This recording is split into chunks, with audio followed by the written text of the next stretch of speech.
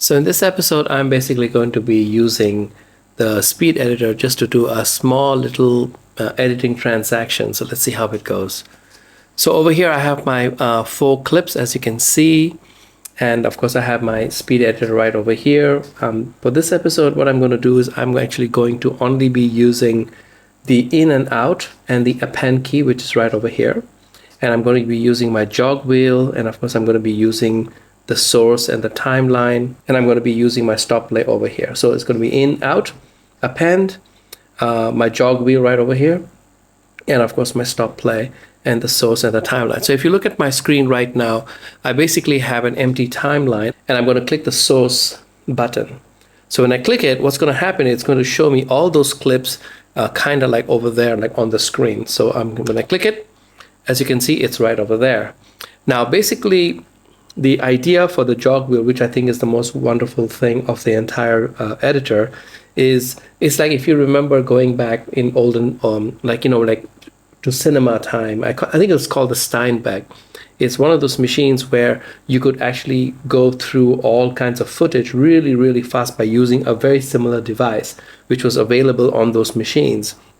And I think that's such a great idea to have it over here, because that's what it actually does. Now, I'm actually using the jog function part of it. So I'm not using the shuffle, I'm not using the scroll, I'm using the middle one. And as you can see on my screen, like as you can see, as I move my jog wheel, as you can see, it's really cool. Like what it's doing, it allows me to go through. So as you see, if I'm using my jog wheel, it allows me to actually scan through all my clips. Now, basically, because as you can see, I have 4 clips over there. And as you can see on the screen, it shows 4 lines. So that means it's all 4 clips. So I can just zoom around. My computer is a little bit laggy, but that's okay. Nothing wrong with that. And I can zoom like right over here. Okay, so let's say if I was right over here and I kind of like that frame, so I can hit an in button and it's going to like cut right over there. And then let's say I play it a little bit. Oh, and I like that right over there. I'm going to hit out and I'm going to hit append. And it's going to take that section of the video into the timeline. And then I can just keep going up and down. I can go over here. Maybe that guy right over there. I can click there. And then there. And I can keep building my timeline, so to speak. Now, is this the final version of my movie? No, not really. It is basically, the idea is so that way you can actually make a timeline as fast as you can. And then later on in the edit page, you can go in and you can start refining it, shaping the stuff a little bit. So let's say I go over here. That's another clip over there. So let's say I zoom back, and there was a clip in the beginning, which is right over here where he's shooting this flower. And I can actually, by using the wheel, what I'm doing is I'm actually trying to pick the moment. See, that is the nice thing about the Speed Editor and especially about this jog wheel, is because you're not trying to go too technical into the whole thing. What you're trying to do is you're trying to find the moment, the feel of the movie, the video. And this is not something that you can just read a book. You have to just really edit quite a lot of movies, a lot of videos, so that way you can know the mood of the movement, what works, what does not work. And there's a lot of experimenting going on over here. So for me, let's say I like this guy. I like this movement right over here of the camera. So right there, I will hit that guy. And then I'm going to play it a little bit just to see how it is. Oh, looks nice over there. Then I'm going to hit my out, and then I'm going to hit my append. And now I have 3 pieces of clips that I have selected from those guys. So now let me just go down a little bit. As you can see, I'm just spinning the wheel, right? And it's really cool. Now over here, I like this part where the camera kind of like goes across her face. So right over here, I can just take this guy. Okay, you have to be very careful with the wheel because there is no gear. So it's totally free flow. So you have to be very, very just be very careful. Right there you go. Very slowly, Then I hit in, and then I'm going to take the movement that goes all the way over there, and I'll stop right there. And is this a perfect edit? No, not really. I mean, this is just an example. I'm just trying to show you one of the key things of using a device such as this is storytelling. Is how do you tell stories? How do you, I mean, the script can be anything you want, but it is the editor's job to really make the words jump off the paper, is to really look at the actor's eyes, that's the talent, the lighting, the video, and every single thing, so that way you can actually try to tell the story the best way you can tell the story. And I think that is the reason why the jog wheel actually plays a very different purpose.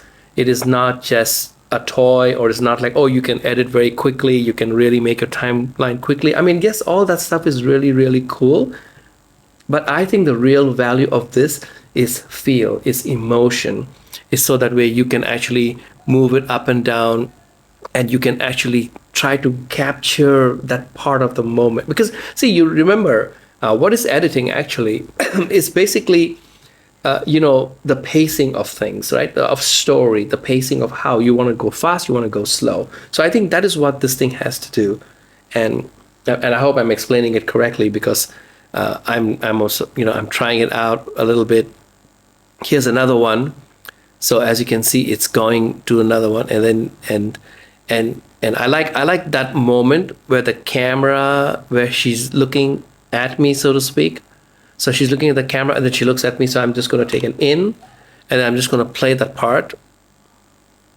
Okay, and there you go, where the camera is kind of like moving out of frame. I'm going to hit out, and I'm going to hit a pen. And that's my timeline right there. Now, right now, all this time, you can see I'm exactly in the source part, where I am not, I'm not doing anything else. I'm just in the source part. So now I'm going to click timeline, where now I am going to go into the timeline. And then I am actually going to go and start editing things by refining a little bit here and there. Now for this, what I do, I mean, in this stage, what I do is I try not to stay in the cut page. I will simply switch off. So, I will switch to the edit page, which is right there. And as you can see, my wheel actually works in the edit page perfectly fine. It's a little bit laggy right now, but that's okay. I'm just making it move really, really fast. But having a fast computer actually really helped. But you know what? That's perfectly fine. So once I'm over here, I can actually refine it by using my trim in. See, as you can go, I can go my trim in over here, and then I can take this part and stop right there. They can do a trim out, which is towards the end, and then I can go to this girl over here, and I just like the whole feel of that part right there, and I can stop right there. I can bring it in. Let's say if I go to the clips in the beginning, I like this over here, and I'm shaping my video. That's what I'm doing, is I'm shaping it. Oh, wait, hold on. Something off with this guy. Yeah, this is something that you'll just have to, you'll see that it really, sometimes it doesn't, it's just a little bit wonky. So I will actually use my mouse to do it. And I like that movement over there. I'll bring it in, and then I don't know why I want to, I want to get rid of my video. I want to get rid of my audio. Forget about the audio. Now let's just go with that. And that's what I need right there. Okay, I just need this guy, and then I need to get rid of that guy. Now I've already done it on my keyboard, where I have basically pre-programmed my keyboard to say if it's A, if I press A, all the gaps will close up. So if I press A on my keyboard, all my gaps will close up. So that way, oh my God, muscle memory. So now if I'm over here, and if I hit play, it's just going to play the whole thing. My timing is not there, of course. So this is like a really rough draft, and you could do voice over and stuff like that, and it's just stop there. So it's kind of cool. I hope you like this little demo type of thing. I just got my speed editor only a few weeks ago, so I'm still playing around with it. So I've not used all the different buttons yet, but I think it's so far so cool. That is true. It does really speed up your editing work a lot. So I'm very psyched about that. So thank you guys. I'll see you guys in my next video. Bye-bye.